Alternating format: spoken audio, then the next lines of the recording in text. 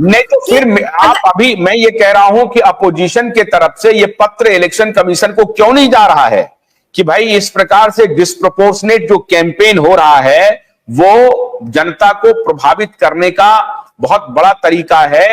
आपको याद होगा एक जमाने में दूरदर्शन पे एडवर्टीजमेंट के टाइम मिलते थे और उस वक्त बड़ा बवाल हुआ था कि दूरदर्शन पे जो है कांग्रेस की सरकार थी, कांग्रेस का विज्ञापन ज्यादा चलता था, दूसरे का नहीं चलता था। उस पर ह्यू एंड क्राई हुआ और उसके बाद इलेक्शन कमीशन ने कहा कि नहीं भाई, सबको बराबर बराबर समय मिलेगा, या जो पार्टी जितनी बड़ी है उसको थोड़ा ज्यादा समय मिलेगा, जो पार्टी उस हिसाब से बड़ी नहीं है उसको कम समय मिलेगा, लेकिन मिलेगा सबको समय। जैसे कि लोकसभा में सारे प्रतिनिधित्व जो करते हैं मेंबर अलग अलग पार्टी के, उनको भी बोलने का मौका मिलता है उनके स्ट्रेंथ पे। तो आज अपोजिशन पार्टी इस बात को इलेक्शन कमीशन के पास क्यों नहीं ले जा रही है? किसने रोका है? इलेक्शन कमीशन के लिए मैं जितना कम बोलूं उतना ज्यादा है। देखो, धर्म के नाम पे आप वोट नहीं ले सकते हैं, बात सही है, मगर हमारे एटलीस्ट गुजरात में तो बड़े बड़े फ्रंट पेज न्यूज है, पूरा पेज कवर अप, कि हमने जैसा अयोध्या में मंदिर बनाया है, काशी मथुरा ये सब का प्रॉब्लम भी हम सॉल्व करेंगे। ये धर्म पे नाम पर वोट नहीं ले रहे हैं तो क्या कर रहे हैं, मेरा ये समझ आप पता। इलेक्शन कमीशन ने बोल दिया कि ये तो अपने काम गिना रहे हैं, ठीक है, तो इलेक्शन कमीशन के पास आप जाना नहीं जाना मुझे तो कोई बहुत ज्यादा फ्रूटफुल नहीं लग रहा है। थोड़ी छोटी मोटी बातों में नोटिस दे देते हैं, उसके बाद भी उनकी कोई ज्यादा ताकत भी नहीं रहती है।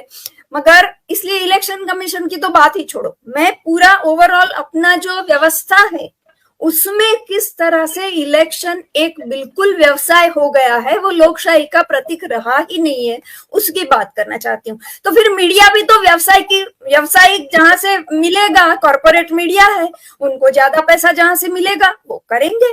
कोई सीधी कुछ। कर्नल साहब, ये सबसे ज्यादा सवाल मीडिया के ऊपर उठना चाहिए। मैं कह रहा हूं कि नरेंद्र मोदी कहीं गलत नहीं है, वो अपने मुख्यमंत्री को बुला रहे हैं, आमंत्रित कर रहे हैं, या स्वयं मुख्यमंत्री जा रहे हैं, ऐसा तो होता नहीं है, पार्टी ने सबको आदेश दिया होगा, ये उनका प्रेरोगेटिव है, वो अपने मुख्यमंत्री को बुलाएं, अपने अलायंस पार्टनर को बुलाएं, शो ऑफ स्ट्रेंथ वो करें, उसमें ये सब उनका अधिकार है, और वो कैंपेन करें, जनता को लुभाएं, मनाएं, ये उनका अधिकार है, उस पर हमें कोई आपत्ति नहीं है, हम आपत्ति जताना भी नहीं चाहते हैं। मेरा सवाल यह है कि मीडिया और इलेक्शन कमीशन इस दोनों को क्या निष्पक्ष होना चाहिए या नहीं होना चाहिए, उनको सवाल पूछना चाहिए या नहीं पूछना चाहिए, और अगर इंस्टीट्यूशन नहीं पूछेगा सवाल तो ये कल को आने वाले दिनों में भारतीय जनता पार्टी के लिए भी नुकसानदेह होगा। आप इस बात को समझिए, क्योंकि फिर जो पार्टी सत्ता में रहेगी वो अपने अपने तरीके से इंस्टीट्यूशन को करेगी, और ये आज भुगत रही है कांग्रेस इसका। कांग्रेस ने जो कुकृत्य किए हैं अतीत में, आज उनको भुगतना पड़ रहा है उनके अतीत का। तो क्या आप ये मानेंगे कि इंस्टीट्यूशन को कम से कम निष्पक्ष बने रहना चाहिए?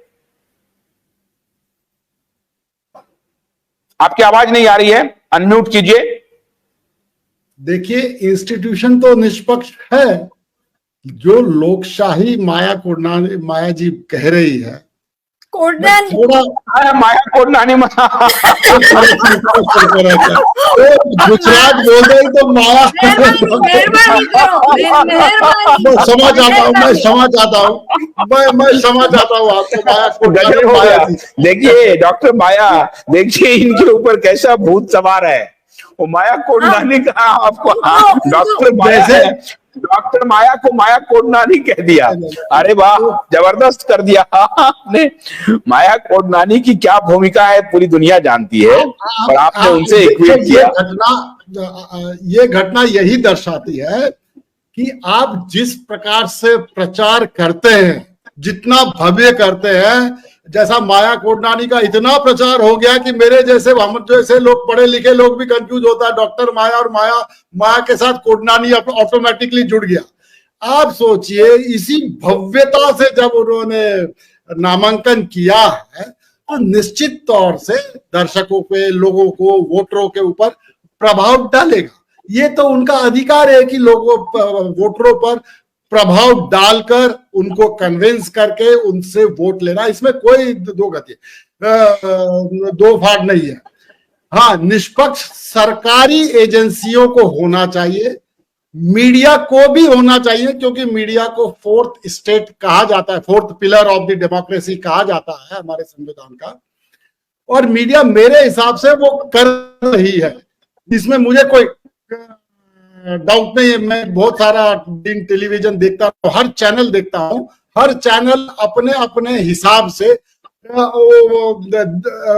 खबर दिखाता है। उसमें समझ में आता है कि कौन सा मीडिया प्रो बीजेपी है, कौन सा मीडिया एंटी बीजेपी है। मैं आपके ध्यान में और एक बात लाना चाहता हूं, आपके दर्शकों के, कोई भी टीवी चैनल खोलकर आप देख लीजिएगा, बीजेपी का एक पार्टी और 4 अपोजिशन पार्टी, ये क्या बराबरी हुआ? 4 मेंबर 4 अपोजिशन पार्टी के और बीजेपी का एक ही मेंबर मिलेगा, आप देख लीजिएगा। तो अगर 10 मिनट टाइम होता है तो 2.5 मिनट बीजेपी को, 7.5 मिनट विपक्ष को मिलता है, जो अलग अलग पार्टी में। कोई भी टीवी चैनल खोलकर आप देख लीजिए, इंक्लूडिंग यूट्यूब चैनल्स में, ऐसा बहुत कम होता है कि एक ही प्रतिनिधि एक पार्टी का और एक विपक्ष का। आप समझ रहे हैं मैं क्या कहना चाहता हूं? जैसे बीजेपी का एक स्पोक्स पर्सन आएगा, उसी समय डिबेट में एक समाजवादी पार्टी का रहेगा, एक कांग्रेस का रहेगा, एक कम्युनिस्ट का रहेगा, एक आम आदमी पार्टी का रहेगा। तो 4 ये हो गए और बीजेपी का तो एक ही है। तो ये बराबरी है? हम तो कहेंगे नहीं बराबरी। अगर पक्ष और विपक्ष को देखते हैं तो बराबरी का समय सबको मिल जाता है हर चैनल पर। आप अगर इस पे गौर करेंगे तो मैं नहीं समझता हूं कि इसमें एक मीडिया कोई गलत कर रहा है। मीडिया अपना पक्ष जरूर निकलवा रहा है लोगों से कि वो क्या कहना चाहते हैं, किसी को रोक टोक नहीं है। भोलानाथ के 2-in-1 बैटरी ऑपरेटेड हार्वेस्टर कम ब्रश कटर के साथ ट्रॉली अतिरिक्त लागत पर उपलब्ध है।